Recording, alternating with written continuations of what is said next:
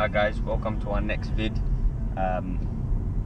We are currently on our way to the Crystal Palace Football Club training ground to meet Dr ZAF Iqbal, who is the head of sports science and the head physio at Crystal Palace.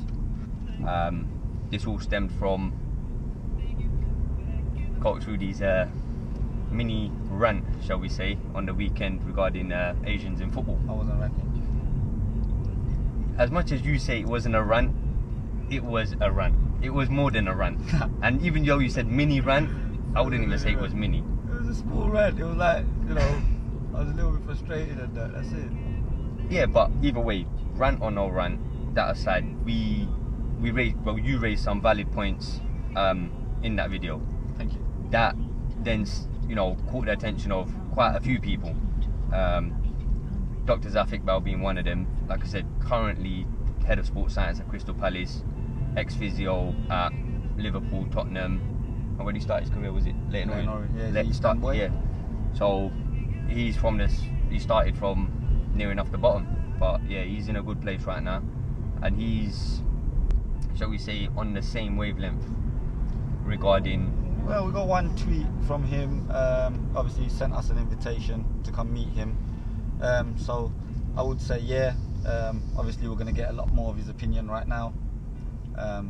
It's a bit unfortunate that we can't take a camera inside and film, but I think straight after we're done speaking with him, then we'll come and give a little summary as well as to what he was saying, what his thoughts are. And we are in the pipelines of trying to get him down and film with us, because obviously we're going to Crystal Palace, so we can't really film at their ground. It's a rule across the board. I think all Premier League teams do it. So, this should be good. This should be fun.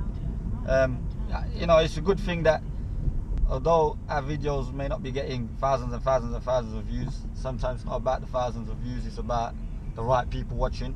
And clearly someone at the top of their game, someone who's been in his profession for a while. And it's a good thing, because there was a little bits that I did mention regarding the diet of Asian players and stuff. So it'd be good to go down there and speak to an expert. And yeah, it's going to be quite interesting. I'm sure we're going to learn a little bit more. So yeah, stay tuned. We'll try and get our camera in there, but we're not going to promise anything. But you will see us afterwards, and we'll give you a quick summary as to what went down. Update definitely as soon as we come out, so it's fresh in our minds as well. But yeah, like you said, hopefully we can get him in front of a camera sometime soon, and see what he's got to say regarding this subject and other subjects that we are going to cover in the future. For now, let's carry on listening to Mubzi's Indian tunes.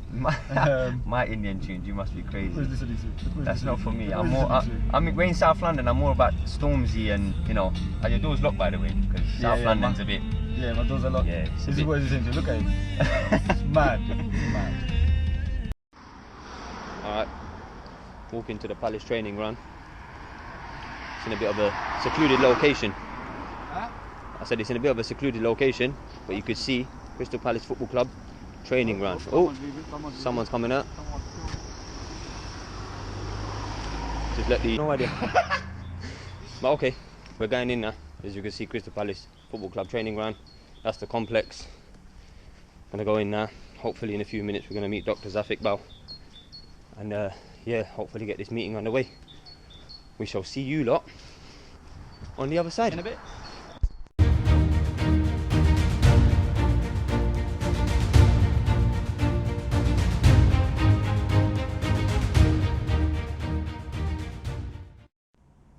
Alright guys, we are back in good old East London, home, after the meeting with Dr ZAF Iqbal at Crystal Palace training ground.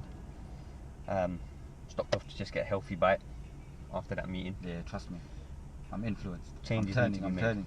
Oi, Uzi, I'm joining you. You mad? I'm not. Changes need to be made, but just straight into it, what did you think of that meeting? A very productive meeting, very productive. Zaf's a top guy. All credit to him for getting back to us after watching our video. Fair to say, or happy to say, that he agrees with most of what I said and obviously we got to discuss it a bit more. From his perspective, he's obviously at the top of his game. So in terms of medical science, he's at the top level. Definitely. He's been at the Spurs Academy. Was at Liverpool, and as a Liverpool fan, probably his dream job. And obviously now at Palace, back in London. So all in all, it's fair to say he's at the top of his game. And let's not discredit him just because he's a doctor, because he's out on the training ground every single day. He's working with players daily, you know, sometimes 5 weeks in a row. Yeah. So without a day off. Yeah. So, and he talks now, and he's good friends with my boy Brendan Rodgers. Yeah. My boy Luis Suarez. Yeah, Luis. And he, you know what? It was good to hear some of the things he had to say. But staying on subject, which is Asians in football, I think it's fair to say that we struggle with two very important dynamics. Well, first one is discipline in all aspects, but this mainly mental discipline. You know, we're mentally not ready to take that step forward, and we're gonna say we're ready. We're gonna say we're ready. We always do. Yeah, we're gonna say we're ready to put the work in, and I'm talking as an Asian community here. You know, and please, those people who are exceptions, I apologize, because there are exceptions, but as a majority, we make so many false promises. Yeah, we're gonna work hard, I'm gonna eat hard, I'm gonna train hard. 2 weeks later, just done a drink, done a kebab and a shisha, innit? Yeah, you know, yeah, it is what it is. That's the fact. And but then that's one of the things that lets us down. You know, we're negatively influenced very, very easily. And the other thing, which he mentioned, is support our own. Yeah. You know, support our own. When we've got someone who's making serious breaking ground, yeah, he's at the top of his game, or he's getting there, support him. Don't negatively bring him down. You know, even if it may not be at professional level, even if it's at community level, if someone's working hard to benefit somebody else or to benefit themselves, rather than insult him or slate him or hate him or think he's a bit extra, you know, ask him, do you need any help? Can I join? You know, just because not everybody's got ambitions, not everybody wants to do something to make a difference, and that's fair play to everyone. You know, at the end of the day, that's not priority. Yeah, it's not priority. When someone's making the inroads, exactly, let's support them. That's it. And that's the things I learned from him, that as an Asian community, we're still a little bit backwards, aren't we? And I mentioned that in my video. I mentioned the fact that we always play victim, and we're always making excuses. You know, I can't go to training today because my grandma's granddad's brother's auntie's sister's cat died. Yeah, come on, you know. Just put your head down and just go to training, do what you got to do. Exactly. And I know it's a struggle. What he did say is, to get to the top level, training consists of 5 times a week at academy levels, and that's before you've got a contract, and it's hard. That's a big time commitment for the individual, for the parent, especially if you're a youngster growing up. You got schoolwork to worry about, homework. Going by our background, family time gets cut out. All of that's limited after. Obviously, because they go to school, they go to mosque, they come home, they have to do their homework, they have to eat, and then doing this 5 times a week, or 4 times a week, 3 times, whatever. Even if it's 3 to 5 just say times maximum of 5 times a week. You'll lose a lot of time and effort goes into that. But then, when you're a youngster, then you have to rely on a parent or guardian to take you to and fro. And that's where the biggest problem is, because ask a kid today, you got training tomorrow, they're going to be up for it. You know, any 5, 6, 7, 8, 9, 10, 11-year-old is going to be up for it. But how do they get there? How do they get there? And I'm going to go by r77 for an example. We've made it so convenient. Our training is convenient. Our games are convenient. It's not like we're asking you to travel a million miles. You know, it's all fairly local. Very, very local. We've tried to keep it at centrally good for most boroughs, most areas, you know. Fryard Centre is not a million miles from Ilford, it's not a million miles from anywhere, really. Forest Gate, and I think that's, you know, that's the furthest probably one of our kids come from. Yeah, so it's not a million miles away, and the timings are fairly suited. I think they're fairly suited. It's the best what we can do. If I try to put another training session in on a midweek on a Wednesday at Drapers Field in Leighton at 8 o'clock for 1.5 hours, how many kids realistically you think gonna show up? Not many. Exactly. So that's £150 for a training pitch down the drain. Yep. So, you know, if our parents back us, we'll happily do it. I've said it a million times. We'll happily do it. It's not about the money. It's about the fact that to us, there's not enough commitment. We got to have that commitment. And it was one of the points he made, wasn't it? Is that if an Asian player was brought forward, yeah, one of the questions as an Asian professional you would ask, forget the other races a second, is one of the questions that Asian professional you ask is, will he be committed enough? Now, if an Asian person asks that question, yeah, then who is anyone else? What is a surprise if somebody else is asking that question, and for that reason may not take you on board? You know, yes, everybody should be given a chance, but people have been through that experience before and have been let down before. Exactly. Maybe that's why they're very reluctant to do it. And this is not to say that every white kid and every black kid is 100% committed. That's not the point. The point is the majority of the white kids who want to become professional footballers, the majority of black kids who want to become professional footballers, put the work in at 6, 7, 8 years old. And it's not them individually putting the work in, it's their support network that's putting the work in. And that's why you see, or what we'll call, average players, yeah, in the Premier League, average players that make it. It's not because they're the most talented, it's because they're the ones who put the time in. They're the ones who are there every step of the way. So sometimes that helps. Yes, of course you have to be talented, because it's football at the end of it. It's a game, it's a sport. You have to be talented at any sport you play. Yeah, that's a given. But there has to be that first initial dedication shown, that interest shown, and that's when you move forward. Because sometimes you can be forgiven for not having too much talent, but having a great work rate.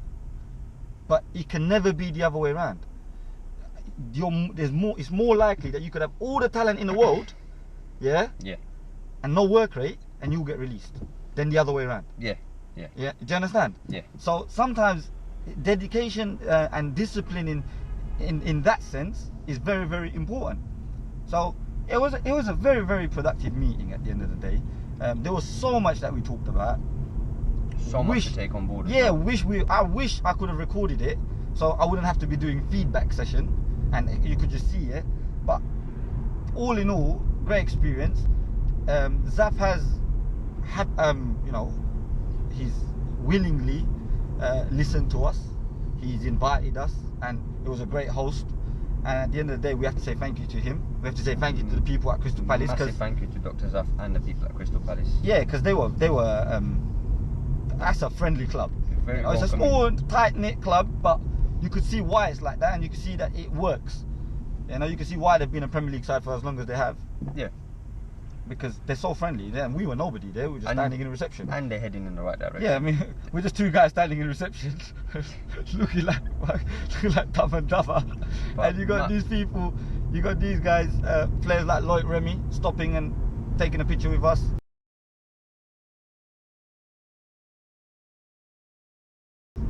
Mark Bright.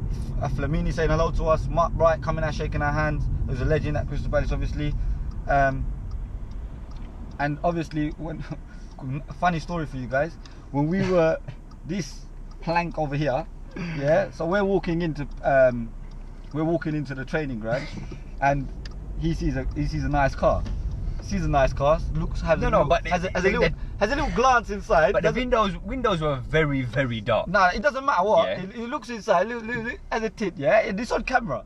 And he goes, "Hey, Rudy, hey, look, it's Mama Sacko." He's going, "Mama, Mama." Sacko. He's going like this, "Mama, Mama, Mama." And Mama Sacko, this clown over here made me run. No. Did you not think it was Mamadou Sacko? Wait, you made me run, yeah? Did you not think it was Mamadou Sacko? You made me run. Fair play. to the guy in the car who stopped at the end of the road. So I've run now all the way to the car, yeah, and it's not Sacko. It was Papa Soiree. But it's not Sacko. But Papa Soiree has got a very infectious smile. Yeah, he's a top guy. Genuinely nice guy. The fact of the matter is, he was a top guy. You know, he stopped, he had a quick convo with us and Picture. took a picture and that. But I thought I was gonna get some like Sacko dance or something, you know. No, he's gonna do that. Blazer, you know. But that's why I ran after him. Maybe. Yeah, just ask for a picture. Oh, that looks like a decent motor. It's a Brabus. Yeah. Oh, that's Sacko. Sacko. I'm gonna take a picture. Sacko. Come on, Sacko. Yeah.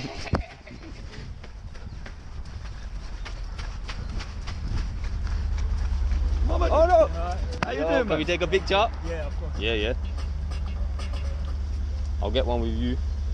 Alright, go on then. Oh, my phone's not working now. Hold on. Yeah. And I'll get one of myself. Hold that.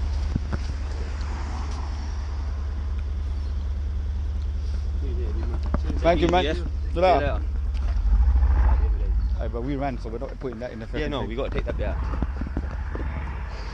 Yeah. Who is that? I have no idea. Back to the serious point. You know, it was a very good experience. Thanks again to ZAF. Definitely be seeing him soon. We look forward to getting his nutrition and fitness notes for our youngsters, specifically designed for them. So maybe at the start of next season, as r77 as an organisation, every kid, you know, we can look at them a bit more carefully. Yeah. Individually make plans for them or something. You know, yeah. It takes time. Yeah, it's hard. We can do that. Yeah, it's with hard. the help of someone that's at the top of their game. Yeah. Maybe it gives us a better chance to develop our players much better, make them as good as they can be at their age, and you know, it's all a work in progress at the end of the day.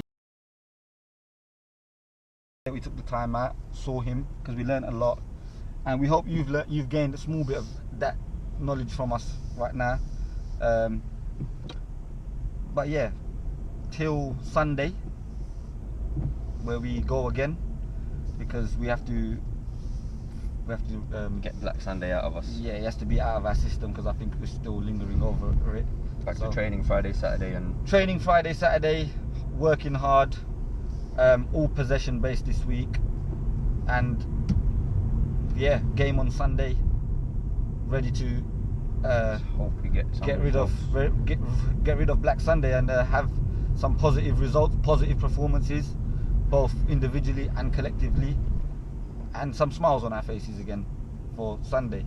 So till then, like, subscribe, follow, share. Share at r77 official. You know, get this out to anybody who's in this Asians in football, but they don't have to be Asian as well. At the end of the day, football is for everyone. But at this subject matter, we just wanted to discuss it a little bit more, and I'm sure in the future we'll discuss it even further. Yeah. You know, and if anyone watching the video has got an opinion on it, just get in touch comment with us. on our Instagram, comment on our Twitter, share it. You know, whoever's interested in talking about this sort of stuff, we would love to get in. We would love for you to get in touch. Like in an ideal world, we would have liked to sat down with Dr ZAF with a camera in front of us and asked questions and got answers, and it would have been much better viewing instead of just seeing our two ugly faces.